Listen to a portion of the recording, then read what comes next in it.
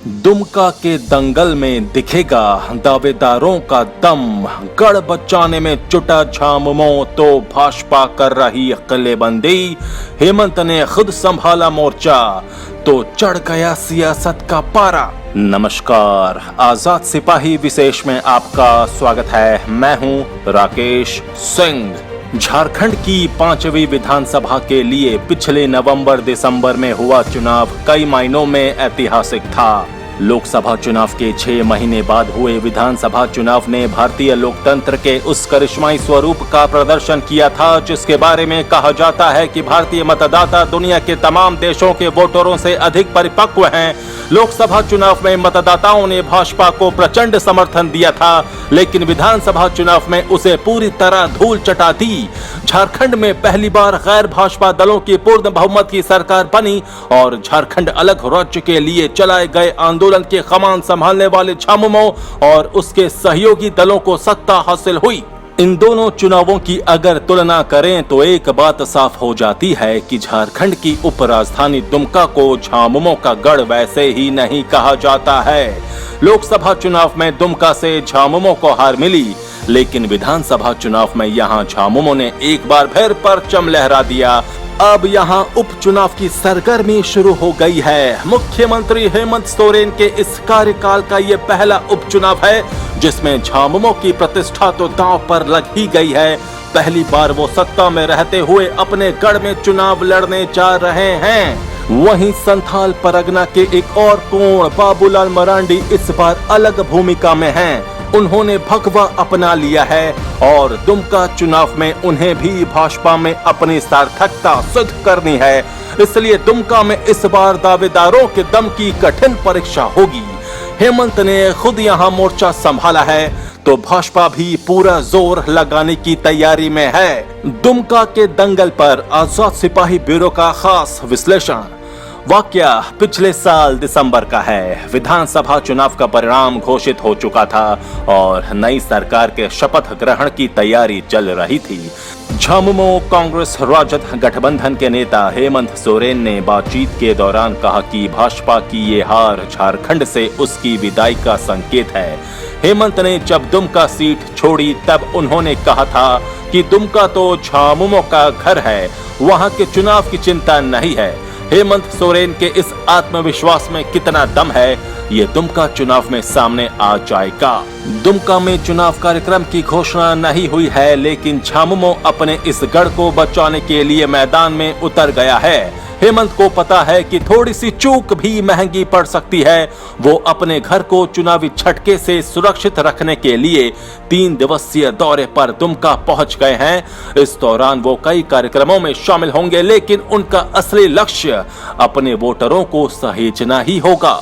जहां तक पिछले चुनाव की बात है तो दुमका में हेमंत का मुकाबला भाजपा की लुइस मरांडी से हुआ था। हेमंत सोरेन ने भाजपा की लुइस मरांडी को 13,000 से अधिक वोटों के अंतर से हराया था। हेमंत को 81,000 से कुछ अधिक, जबकि लुइस मरांडी को 68,000 से कुछ कम मत मिले थे। मैदान में झामुमो की अंजुला मुर्मू भी थीं, लेकिन वो कुछ खास नहीं कर सकी थी। उस चुनाव में झामुमो ने न केवल 2014 में लुइस मरांडी के हाथों अपनी हार का बदला ले लिया था, बल्कि लोकसभा चुनाव में हुई पराजय को भी एक बार झटके में उतार फेंका था। हेमंत सोरेन राज्य के मुख्यमंत्री बन गए तो स्वाभाविक तौर पर दुमका में जश्न मनाया गया। वहां के लोगों ने साफ कहा कि उनका बेटा राज्य का सीएम बन गया है। दुमका की सामाजिक राजनीतिक परिस्थितियों को आज भी झामुमो अपने अनुकूल मानता है। यहाँ के लोग झामुमो सुप्रीमो शिबू सोरेन को दिशोम गुरु कहते हैं, जिसका अर्थ होता है हर जगह मौजूद रहने वाला। दुमका के संथाल समुदाय में गुरुजी की जबरदस्त पकड़ को कभी नजरअंदाज नहीं किया जा सकता है। हालांकि ये भी सच्चाई है कि उसी दुमका में लोकसभा चुनाव में गुरुजी मैदान हार गए थे। लोकसभा चुनाव में दुमका में भी मोदी लहर उफान पर थी, लेकिन उसके बाद हेमंत ने न सिर्फ संथाल बल्कि झारखंड में राजनीति का पासा पलट दिया। हेमंत ने अपने पिता की विरासत को मजबूत ही बनाया है और भाजपा के लिए यहां जीत हासिल करना यदि असंभव नहीं तो बेहद मुश्किल जरूर है। गुरुजी या हेमंत की जिस समुदाय पर पकड़ है उसे उसके विश्वास से टिकाना आसान काम नहीं है।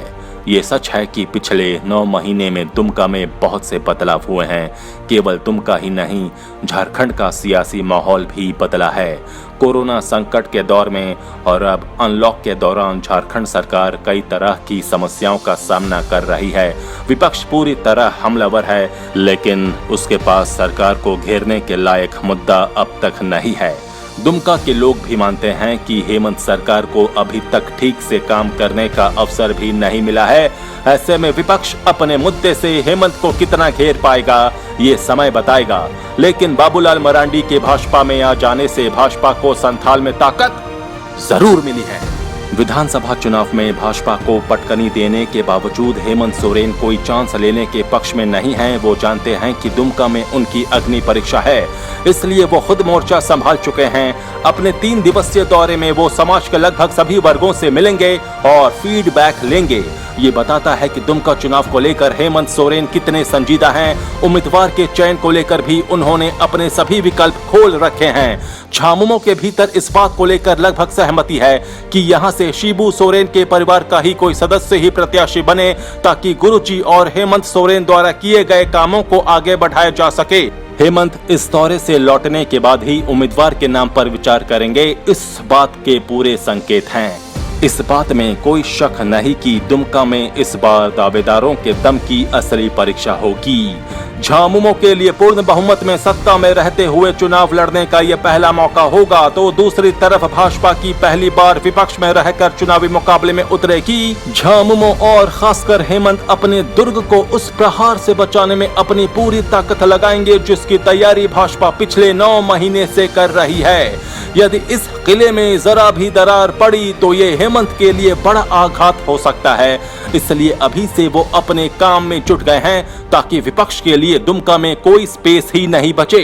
दूसरी तरफ भाजपा में आने के बाद दुमका में बाबूलाल मरांडी की राजनीतिक पकड़ की भी अग्नि परीक्षा है। आजाद सिपाही में अभी इतना ही। खबरों की और भी अधिक जानकारी के लिए आप पढ़ते रहिए अपना लोकप्रिय दैनिक अखबार आजाद सिपाही। आप हमारे इस YouTube चैनल को जरूर सब्सक्राइब करें।